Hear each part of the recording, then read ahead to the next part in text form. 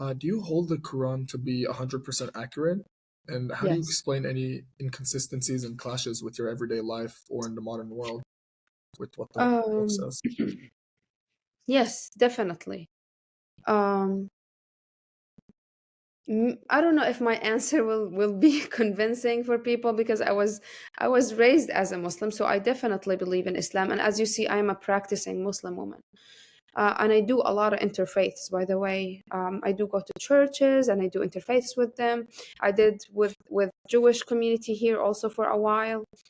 Um, for if I wanna talk to a non-Muslim about that, I would bring in proofs like in the Quran. There's a lot of scientific facts that Prophet Muhammad spoke about in the 7th century that are proven right now.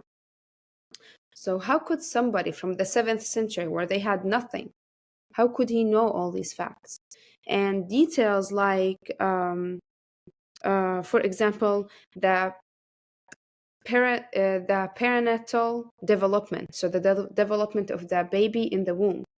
The Quran spoke of that in details. That scientists figured that out only a few years ago. The details that was explained that it is correct. And if you want me to mention, I can mention that chapter is chapter 23, verse 12 to 14. It explains all these details if you would like Okay, yeah. to check We'll it out. definitely Yeah. take note of Okay. that. Yes. Also, another, for example, scientific fact was the brain anatomy.